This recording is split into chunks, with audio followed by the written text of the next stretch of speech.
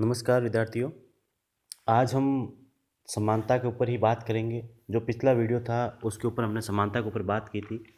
तो हमने कल्याण की समानता और संसाधनों की समानता के ऊपर चर्चा कर ली थी।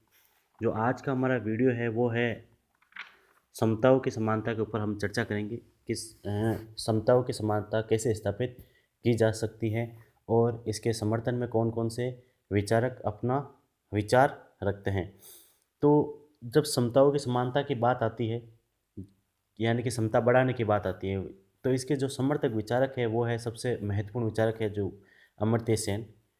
ये अपनी पुस्तक डेवलपमेंट एज फ्रीडम में समताओं की समानता का समर्थन करता है। क्या कहते हैं? और उनके अनुसार लोगों की समानताओं में सॉरी उनके अनुसार लोगों की क्षमताओं में वृद्धि करने का अभिप्राय जीवन की गुणवत्ता में सुधार करना है। यानी कि आप लोगों की जो क्षमता है उसमें वृद्धि करने का कार्य करना चाहिए। राज्य को क्या करना चाहिए? यदि समानता स्थापित करनी है आपको, तो आप क्या करो, लोगों की क्षमताओं में वृद्धि करो, जिससे कि एक गुणात्मक समाज की स्थापना हो सके। जो उनके जो वो समताओं की बात करते हैं कि समताओं की समानता स्थापित करनी है, तो उसमें वो कहते हैं कि जो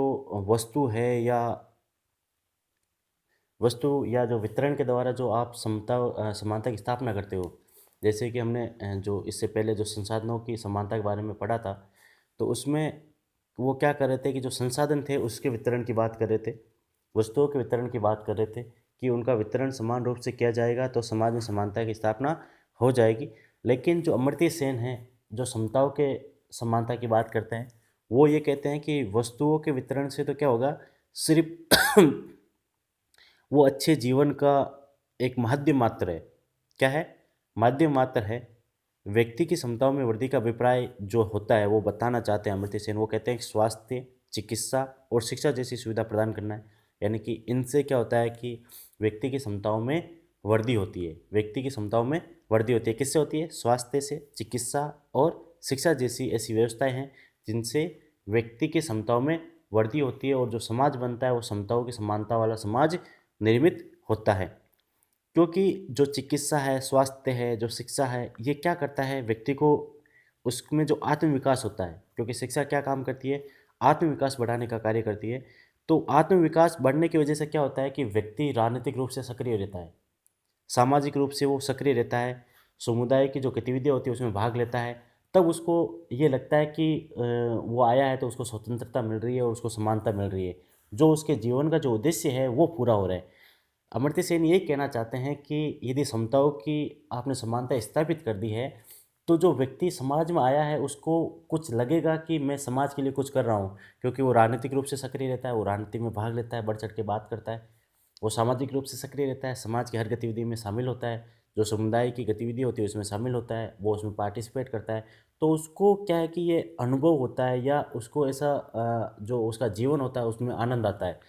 इसलिए अमर्त्य सेन ये कहते हैं कि आप संसाधनों के समानता की बात ना करके आप किसकी बात करो, समताओं की समानता की बात करो। समता यानी कि व्यक्ति की जो कैपेसिटी है वो बढ़ा दो, कि उसके अंदर शिक्षित होना चाहिए, उसको चिकित्सा जो आवश्यकता होती है वो पूरी होनी चाहिए, उसकी जो स्वास्थ्य है उसका अच्छा होना चाहिए, जिससे कि वो क्या होगा कि समाज की जो गतिविधियाँ उसमें शामिल होने लायक रहेगा। आप संसाधन बंटवारे से क्या होता है कि व्यक्ति कट जाता है, लेकिन जो क्षमता यदि विकसित हो जाती है व्यक्ति के अंदर, तो वो समाज के अंदर शामिल होने की जो अपनी स्थिति है वो ज़्यादा मजबूत कर लेता है। अमर्त्य सेन के अनुसार व्यक्तियों के मध्य भिन्नताएं लिंग या आयु के आधार पर निर्मित होती है। मुख्य रूप से देखा जाए तो प्राकृतिक रूप से क्या होता है कि जो भिन्नताएं है वो क्या है, लिंग और आयु के अनुसार है, कि एक 80 साल का बुजुर्ग है, एक 10 साल का बालक है, तो ये क्या है, प्राकृतिक है, इसमें समाज कुछ नहीं कर रहा है। और दूसरी है लिंग के आधार पे, कोई स्त्री है कोई पुरुष है, ये क्या है, प्राकृतिक है, इसमें समाज ने कुछ नहीं किया। लेकिन जो दूसरी भिन्नताएं होती है वो परिस्थितियाँ उत्पन्न करती है। दूसरी भिन्नताएं जो होती है वो परिस्थितियाँ उत्पन्न करती है। उदाहरण के लिए देखते हैं कि जाति और संपत्ति के आधार पर जो विषमता होती है, ये परिस्थितियों की वजह से हो रही है। जाति और संपत्ति वाली कौन सी जो विषमता है, ये किसकी वजह से हो रही है? परिस्थितियों के अनुसार, परिस्थिति की वजह से हो रही है, कि आपका जन्म किसी जाति विशेष में हुआ तो आपको महत्व दिया जा रहा है, किसी जाति विशेष में नहीं हो तो आपको महत्व नहीं दिया जा रहा है। आपके पास संपत्ति है तो आपको महत्व दिया जा रहा है, यदि आपके पास संपत्ति नहीं है तो आपको महत्व नहीं दिया जा रहा है। तो ये जो असमानता है ये क्या है? परिस्थितियों की देन है। तो ऐसी जो परिस्थितियों की देन होती है, इसको दूर कौन कर सकता है? यदि व्यक्ति में क्षमताओं का विकास आप कर दो, तो ये जो परिस्थितियों संबंधी जो असमानता है, उसको व्यक्ति स्वयं दूर कर लेगा। इसको व्यक्ति स्वयं दूर कर लेगा। अमर्त्य सेन एक एग्जाम्पल भी देते हैं कि एक महिला की स्थिति अलग अलग जाति में अलग अलग हो सकती है। हो सकता है ऊंची जाति में एक महिला की स्थिति ज़्यादा अच्छी हो सकता है कि एक दलित जो महिला होती है उसकी स्थिति ज़्यादा खराब हो। ये भी हो सकता है कि शहरी क्षेत्र में महिला की स्थिति ज़्यादा अच्छी हो, ग्रामीण क्षेत्र में ज़्यादा खराब हो। तो ये क्या है, परिस्थिति के अनुसार है कि जो परिस्थिति और जो काल और जो समय है या जो स्थान है वो डिसाइड कर रहा है कि किस महिला की स्थिति क्या हो सकती है। तो इसको दूर कैसे किया जा सकता है? क्षमताओं की समानता स्थापित करके, यानी कि व्यक्ति की क्षमता बढ़ा के आप जो ये समानता है इसको दूर कर सकते हो और क्षमताओं की समानता समाज में स्थापित कर सकते हो।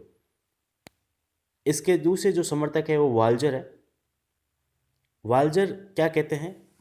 वाल्जर कहते हैं कि जो असमानता है ना, इसका कारण क्या है कि व्यक्ति एक क्षेत्र में सक्सेस होता है, एक क्षेत्र में यदि वो सफलता प्राप्त करता है तो वो दूसरे क्षेत्र में भी उसका प्रयोग करता है।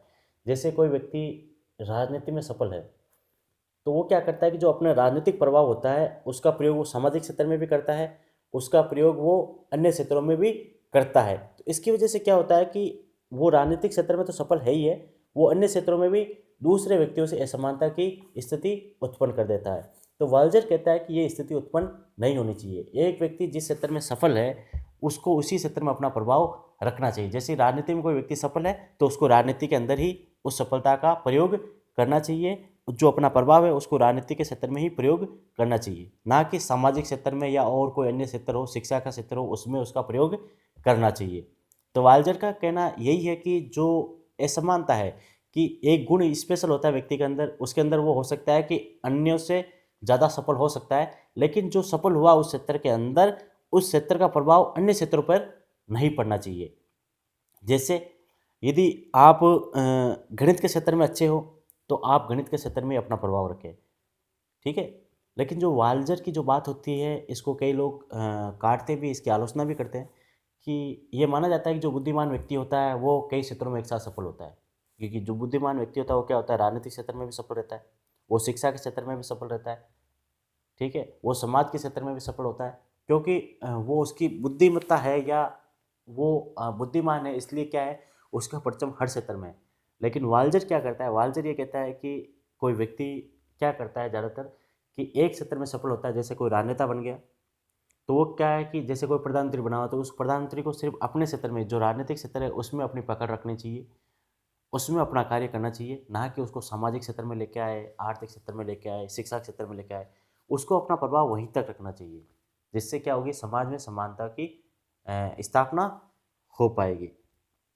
तो ये जो हम समता की समानता की बात कर रहे थे, इसके ऊपर ये चर्चा हुई थी और इसकी स्थापना के लिए और भी कई कारण हैं, लेकिन उसको अलग टॉपिक के माध्यम से पढ़ेंगे तो ज़्यादा अच्छे से समझ में आएगा। धन्यवाद।